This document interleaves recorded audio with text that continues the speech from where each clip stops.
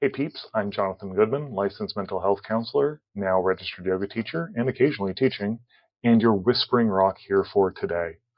I am back here with some skills practice, and not technically mindfulness. I think the person who I'll talk more about who developed these skills and is the biggest proponent for them that I've seen would probably prefer they not be called mindfulness skills, so I'm going to put them off to the side in a different playlist that may get, some skills here and there as well.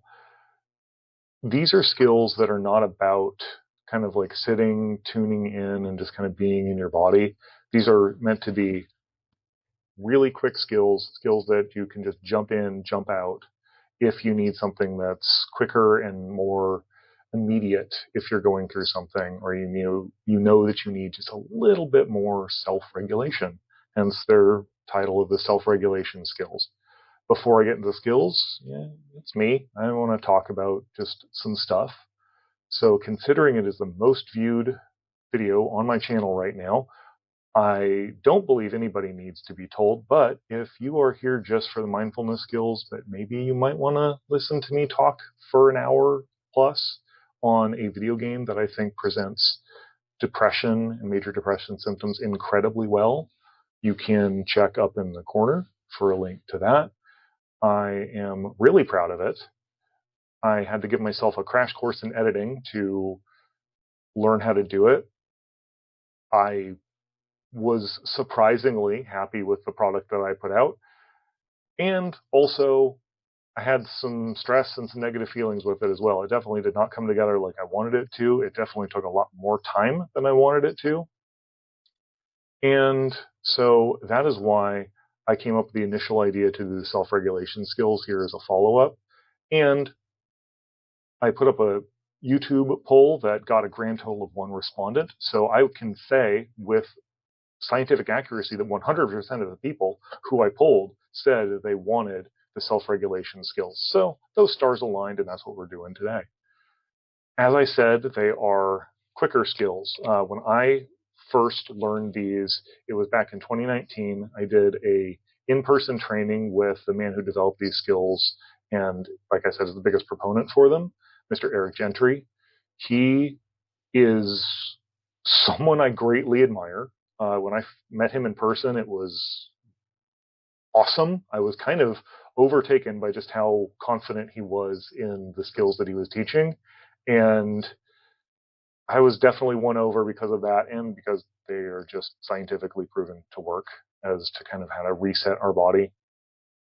I will probably talk a little bit here and there about a bunch of different things that are related to Eric Gentry. I'll certainly mention him as I go through these skills trainings that I do. And wanted to give him a shout out. And he has graciously, in an email that we exchanged, given me permission to teach them here on my YouTube channel. So if you would also like to know more information about the science behind these things, I highly recommend going to his YouTube video, which will be in the description below, or his series of YouTube videos and his channel, where he goes into great depth in these skills and why they work and why they are as powerful as they are. Because I'm me, again, I like to educate, and I will share some of those things here today, but also probably in a bunch of other skills videos that I do. The last thing I will say before I jump into the actual practice of these skills is that I am using a new microphone today, which you can probably see coming in and out of the bottom of the shot. I want some feedback on how this is working and how this audio compares to my other YouTube videos. I think it's comparable and sometimes even favorably so, but I want your feedback. My ears are not working the best after 40, so let me know. If this is terrible and you can't stand me using this microphone again, please let me know in the comments if you'd like. Or, if you have other means of letting me know, you're welcome to do that as well. Just looking for feedback, because if I am going to do yoga, this microphone will be the one that I use. And I've done some test practices and it seems fine. But again, my ears are over 40 years old now. So if there are some people who feel like there's some audio issues, please, again, let me know however you'd like. Without further ado, though, let's get into the skills. These are shorter skills, and so let's try to make this video the shortest one that I have on my channel. What say you? The first skill that we're going to practice is the wet noodle. For those who have done a body scan with me before or have done body scans in the past, you will find this very familiar, but it is way faster than any mindfulness body scan that we will do. We are going to start at our head and then count down from 10, 9, 8, 7. And as we count down, we're going to move down through our body, and by 1, we will be at our feet. So it's a 10-second skill. And what do we do during those 10 seconds? Release tension. So if you find that there is tension or more like muscle stiffness or something like that in your body as you go down, as you scan through these different parts of your body, then just release it. The reason it is called the wet noodle is because if you are able to practice it and become fully relaxed, whatever that means for you, then you would just be this wet noodle completely supported by whatever you're sitting on, whether that's a chair, whether it's a couch, whether you're laying down on a bed, just completely supported, completely letting go. So I will invite you to try that with me, and we'll do it a couple times. And again, starting in our head, we're going to go down from 10, 9, 8, 7, 6, 5, 4, 3, 2, and 1. And at 1, we are at our feet. As you did that, did you feel anything shift? Did you feel any muscles in your body be able to just let go and become more relaxed? And if so, did that make a change for you in how you feel in this moment? Physically, emotionally, mentally, whatever. The reason this is as simple and as effective a skill as it is because when we are in threat response, we are tight, we are preparing to punch, kick, whatever it is that we need to do, we are prepared to run, whatever. But when we are more relaxed, when our parasympathetic nervous system, the nervous system that is responsible for trying to get us relaxed and calm and trying to rest, when that parasympathetic nervous system is at work, we cannot physically still be stressed. Now, you may be very practiced in staying stressed. That is a possibility. Don't get it twisted. However, we are at least giving ourselves the opportunity to practice that parasympathetic nervous system. One of the things that I notice is that my shoulders are where I keep a lot of my tension and a lot of my stress when I'm doing things. So almost every time I do this sweat noodle, my shoulders kind of come a little bit back and down. That's my yoga teacher coming out there for a second, but it's true. When we are relaxed, our shoulders typically come back and down. So let's try that one more time with some of the science behind it. You can close your eyes if it makes you more capable of practicing. And again, starting in our head at 10, going down from 10, 9, 8, 7, 6,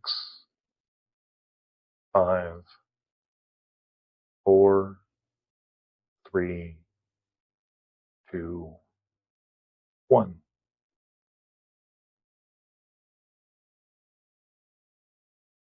If this skill works for you, great.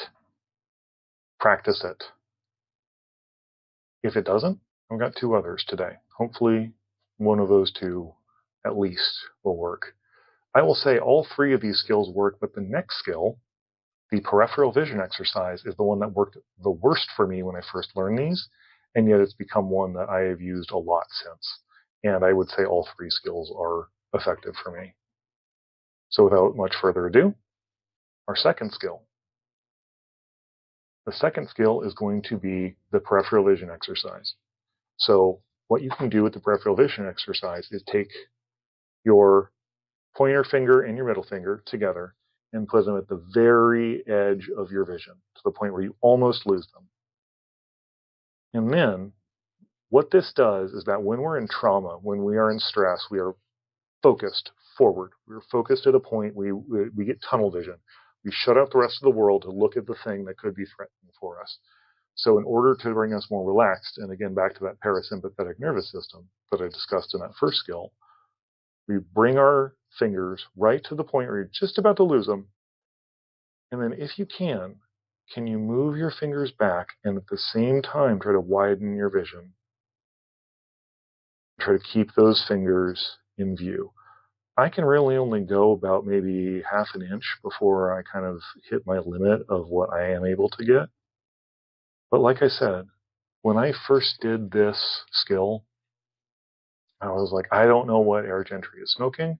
How is that? That doesn't work for me. And then when I was in my second community healthcare program, I was using this during some days, and it was the quickest, easiest way with all of these skills where I could just kind of like stressed, not stressed. And I really felt that change in my body. I still do occasionally. This is one, I will rarely do this when I'm in therapy with clients, rarely.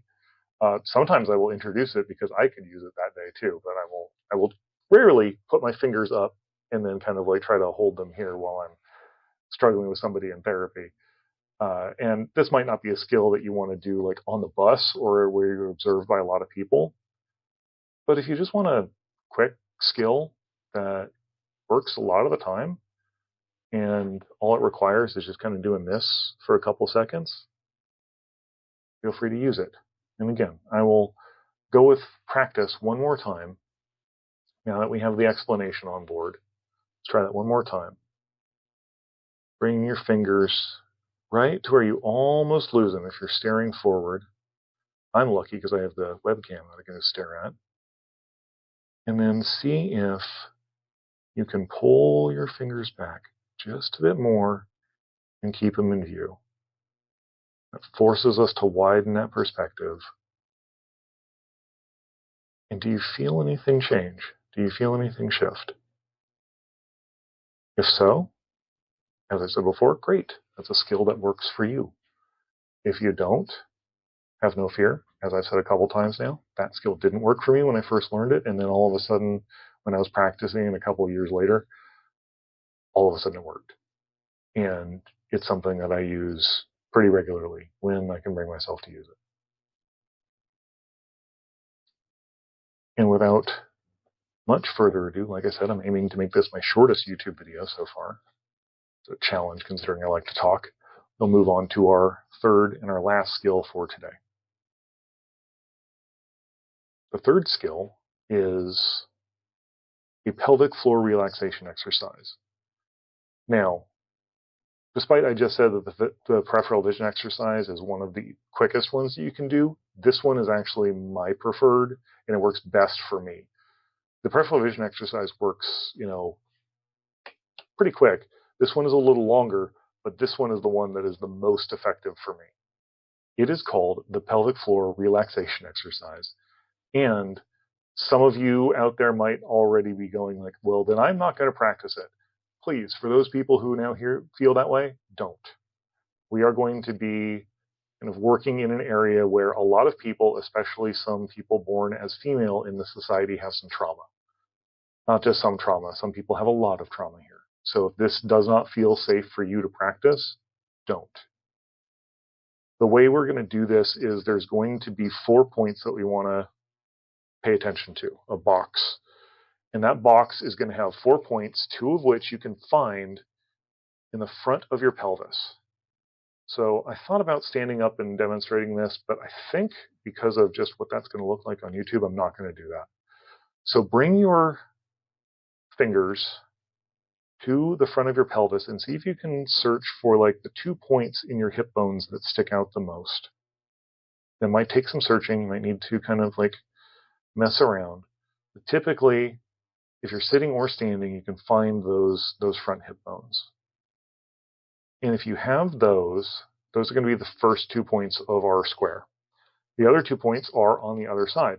So for those of you who want to, this is where Eric Gentry, when he's introducing this, goes, this is where you look really ridiculous in front of your client. Again, The camera is not showing particular areas here, so I may not look as ridiculous, but I promise you I'm doing this. Let's sit on our hands. If you can sit on your hands, see if you can, again, kind of maybe move around a little bit, shift around, and can you feel those 2 points that are the most prominent, let's say, on your hip bones? And I hope you can, because with those two, we're going to have our square. So that's our square. That is the pelvic floor.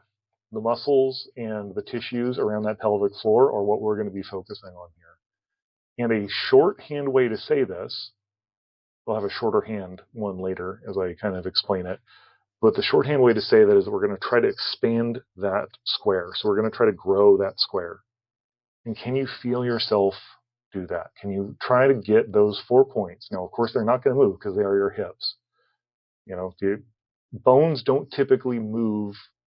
Well, some do. Isn't that my yoga teacher coming out again? Bones don't typically work with flexibility. Bones are bones. They're strong. They're there. However, can you imagine that those 4 points are expanding out and you feel your pelvic floor relax? And believe it or not, this is the practice. Just imagining that pelvic floor square expand and relax. For those of you who are lucky enough that you went, oh, yeah, I felt that. Congratulations. For those who might have been like, I don't know what he's talking about. This seems strange, and there's no way that square is growing. There's another way we can do this. So as I was going through that, some people in the audience, particularly those who are female as well, might already know a different name for what we are doing here. They know it as a Kegel, especially women who have had children. So a Kegel's exercise is where we take all of those muscles that are involved in that pelvic floor, in that square, and squeeze them. And then after we squeeze them, we relax. And like happens in yoga, when we tense something and then relax it, it typically gets a little bit more relaxed than it started out. So I will invite you to do that. For those who still maybe don't know what I'm talking about, another way to see this is that if you are trying to urinate and you need to stop urinating, what are the muscles that you're going to contract there? And if you can envision those, that's a Kegel exercise. So let's try about a 5-second hold and then release and see what happens there. So we are contracting those muscles. If it helps to envision it, pretend you might be urinating. Please only pretend. And then try to stop and hold that for about 5 seconds. 4, 3, 2, 1, and then release. And can you feel that pelvic floor square expand? And notice what changes there. One more time. Hold for 5, 4, 3, 2, 1, and release.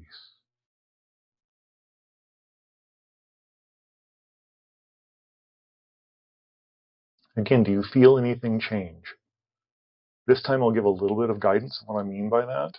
So all of these skills are designed to start the parasympathetic nervous system working.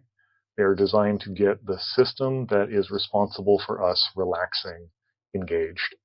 And typically when we feel that, we can feel kind of like a drop in blood pressure, and we can feel our body just kind of release and relax a little bit. That pelvic floor is right next to the base of one of the largest nerves in the body that communicates between the body and the brain about the sights or about the experiences that it's having. Let me take that again. That pelvic floor sits almost right at the end of the vagus nerve, and that vagus nerve is responsible for a lot of the communication between the body and the brain. So it's something that can catch us and knock us into that parasympathetic nervous system response, that relaxation response. Now, I said before, Eric Gentry is maybe one of the most confident men I have ever met in my life. And he struck me as such when I first met him. I've done this training again with him, although it was over video, and it was, a little less personal because it was over video because of COVID. However, one of the things that he said is still something that sticks with me and still something that I teach my clients as well, especially when I go through these self-regulation skills. He said, with these self-regulation skills, if you practice them 2 times a day, you are learning a new skill. If you practice them 20 times a day, then you are becoming a more calm, more centered person. If you practice them 200 to 300 times a day, I can guarantee that I could give you the PCL5. PCL5 is a PTSD screener, and that you would come out negative for PTSD. Now, I'm not nearly as confident as Eric Gentry, so I don't give that guarantee to my clients. However, I've rarely seen somebody who practices these self-regulation skills often and really often during the day.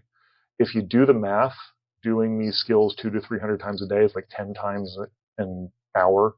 And so that means, roughly a couple times a minute. So it's a lot to do these. However, I've rarely seen somebody who uses these skills really often and who goes through treatment with me who is not genuinely improved from them. So please, take them if you like them. They are a lot quicker than the mindfulness skills as far as like practice of one skill. Like the longest skill that I had here was 10 seconds. That's the wet noodle. So take them, practice them, and see if they're helpful for you. They are incredibly good at just being body focused and calming your body, because sometimes it's way easier to calm our body and have the mind follow than it is to do the other way. If we're trying to calm our body or calm our mind and get our body to calm down, that is sometimes way less effective than just being in our body, practicing these what are called bottom-up skills. Get that body relaxed, and then the brain will follow. With that, I will end this. I don't think this is going to be my shortest YouTube video. It looks like this one's going to be a little longer still. I will say, plan for next time is, I don't know. I may do some yoga. You may actually see me finally post some yoga stuff on here. I might come back to another skill like this one or a mindfulness skill. Or what I would like to be the case would be another episode of DSMA, but I don't know. I don't know what my immediate plan is going to be. We'll figure it out. I do plan, as long as nobody says that this microphone is terrible and I don't want to hear it anymore, I may shoot to try to get some yoga stuff up, but we'll see. Please stay tuned to the channel. Let me know what you think. Again, give that DSMA video a watch if you have not. I am proud of it. That surprised me. And I will say, as I always do, please remember to stay safe and proceed mindfully.